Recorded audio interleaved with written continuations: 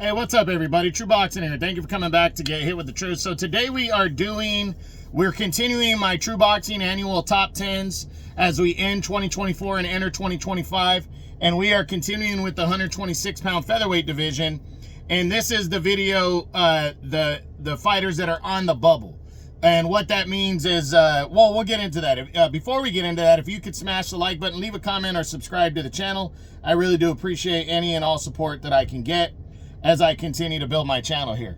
So what does on the bubble mean? On the bubble is in reference to fighters that are close to busting into the top 10, you know, potentially, you know, because they're rated within the top 5 of the 4 governing bodies that govern the world titles. So that means they could potentially get better opportunities, could fight better fighters, or come in line for a world title.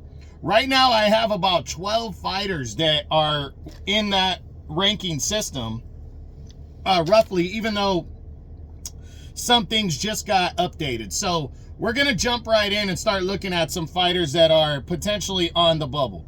We start with Omar Trinidad, undefeated kid, 17-0-1 right now. His only blemish was his pro debut when he fought to a draw. This kid is fighting January 17th when he takes on pretty much, you know, gatekeeper type fighter Mike Plania. And this guy he's rated highly. He's number 2 in the IBF right now. And the IBF has not officially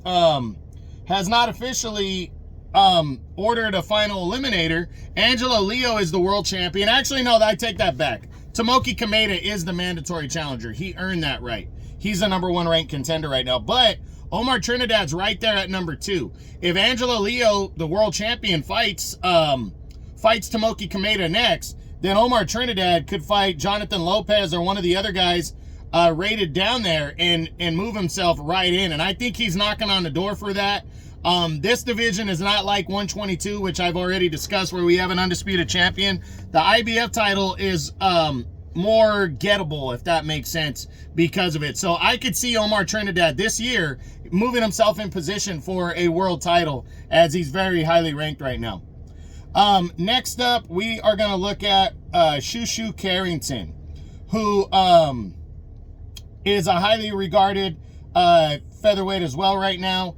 14-0, 8 knockouts. He stayed busy in 2024 and went 4-0, had 3 knockouts, but his toughest test to date took place in September when he took on Solomon Sagawa, and a lot of people were heavily favoring him to win, but Sagawa had just upset Ruben Villa and moved himself in more serious contention, and Shushu had trouble with this guy. Now, his highest rating right now is he is number 1 in the WBC and the WBO right now. He's also number 2 in the WBA, and he's number 4 in the IBF. So this guy is across the board in the top 5s and is knocking on the door for a title shot. Now, he's not yet, you know, scheduled to fight, but I could see Shushu Carrington fighting for the vacant title against Arnold Kagay for the WBO title. There's talks that Rafael Espinosa, the champion, after defeating Robeisy Ramirez, could be moving up to 130 to challenge Emmanuel Navarrete in an all-Mexican showdown there.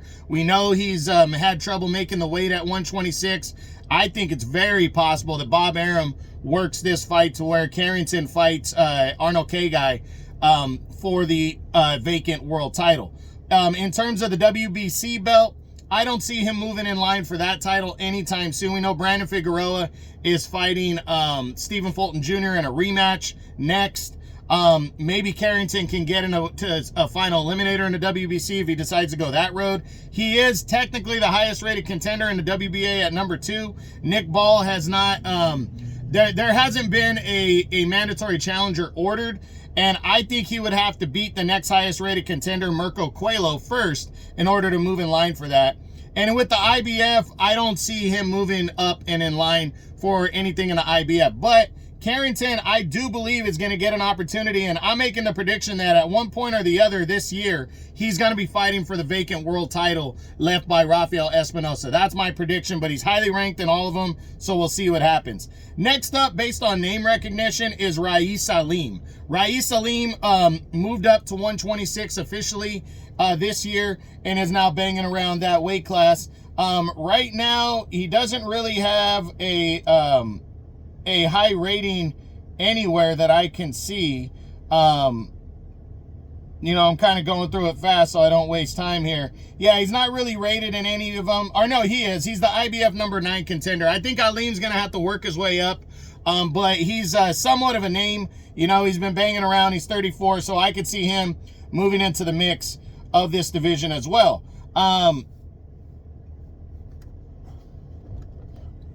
Okay, next up is the IBF's number 5 ranked contender right now, Keisuke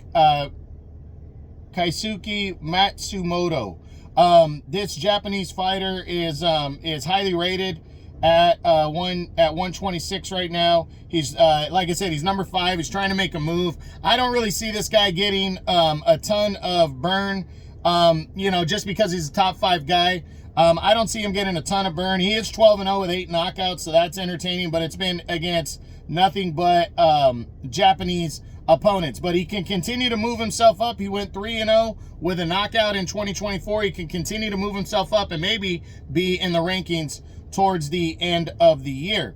Next up is TJ Doheny. As much as I don't like saying Doheny, he is a name, and he's got a title shot March 15th. He's challenging for the title against Nick Ball, and a strong performance or a victory will absolutely push him into the serious mix at 126. So I hate saying it because I don't think he deserves a title shot, but he's getting a title shot, so we got to mention him. Next up is Mirko Coelho. Right now, I have Mirko Coelho as the WBA's number 3 contender right now. He's not ranked in any of the other top 5s, but he's number 3 in the WBA. Where I see Coelho potentially working, he's 14-0 with 11 knockouts, so he's done some good things. He's an Argentinian fighter, and he just, and he beat Solomon Sagawa. He beat him back in March. So that gives him a big plug because Sagawa looked good against Shushu Carrington, and he upset Ruben Villa. So this guy right here is a player, and he needs to continue to push his narrative and everything. He only fought the one time against Sagawa, so he needs to get back into the mix. He's also, as I said, he's number 3 in the WBA right now, and if Shushu Carrington moves on to fight for the vacant WBO title potentially, you could see Mirko Coelho getting a mandatory, mandatory fight with potentially former champ Otabek Kolmatov, or the next guy up. So I could really see Mirko Coelho making some noise and getting into the top 10 this year. So let's pay attention and see what goes down with that. Okay, the next fighter we're going to discuss is the WBO number 5 contender right now, Jong Seong Kong. Just confirming, yeah, he's actually the number 4 contender. He's actually moved up one spot in the WBO right now. This is I believe he's a Japanese fighter. I don't want to get that wrong. No, he's a South Korean fighter. He went 2-0 with 2 knockouts in 2024, and he's trying to put himself in position for a world title, and that could happen. Right now, as I said, Shushu Carrington looks like he is going to be competing for the vacant title potentially, and if that happens, he's going to fight Arnold K-Guy. Well, the number 3 contender is Tomoki Kameda, and Tomoki Kameda is the mandatory challenger in the IBF right now. So Jong Seong Kong could end up fighting for a vacant title or for the mandatory spot by the end of the year against potentially number 5 contender Kenji Fujita. So we'll see what happens, but I'm really looking forward to seeing if Kong is going to get himself in the mix here at 122. The next guy we're going to talk about is who we just mentioned, Tomoki Kameda. Tomoki Kameda made a splash this year in the Featherweight Division when he scored an impressive he scored a split decision victory over Lorado Diamani to become the IBF's mandatory challenger. He went 2-0 during the year. He lost a split decision to Diamante in October of the previous year and got him back. He's fought before.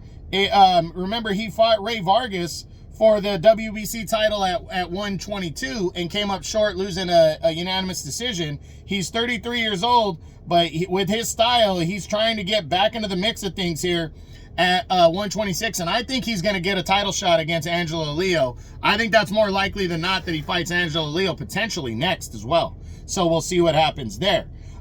Next up that we're going to talk about is Arnold K-Guy. Arnold K-Guy went, let me see, this past year, he fought twice. He went 2-0 with 2 knockouts, and he's a highly rated challenger. Now, you might remember him from 2020. He fought Stephen Fulton and lost a unanimous decision. That's his only blemish on his resume. That was before Fulton. That was a year before Fulton became world champion.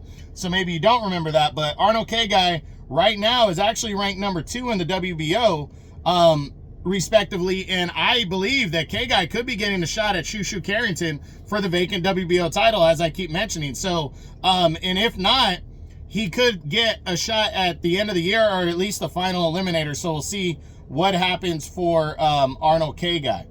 And then I think we're almost done with everything here. We only got a couple more guys to look at. Really, I think about 2 or 3 more guys to look at.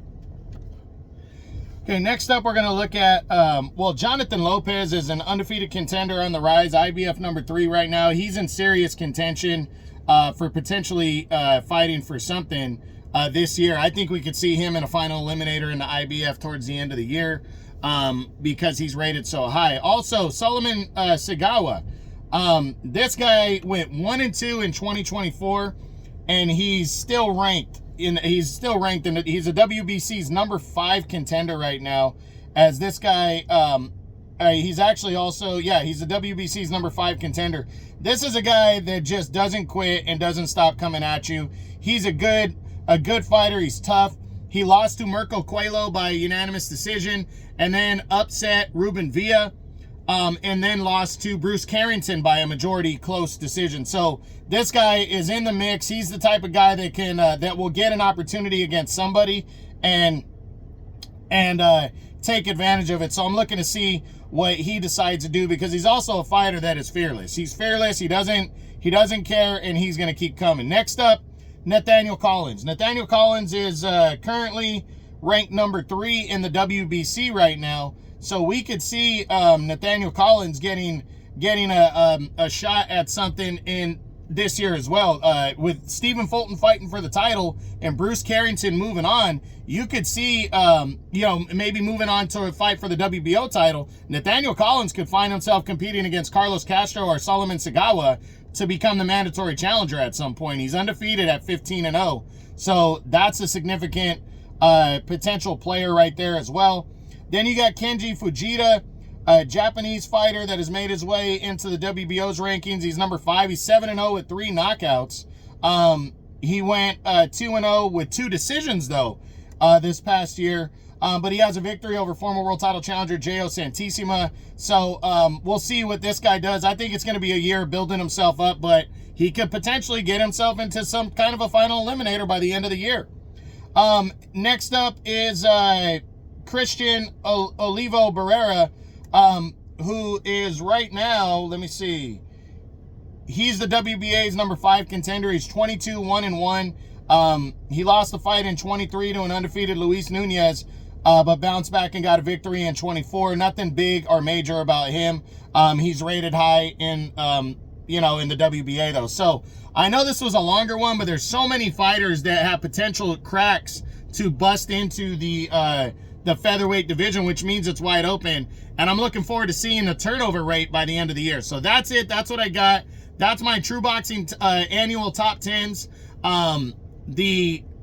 The 126-pound division, the featherweights, the fighters that are on the bubble. I hope you enjoyed the video. If you did, smash the like button, leave a comment, or subscribe to the channel. I appreciate any and all support. This is True Boxing, and you've been hit with the truth.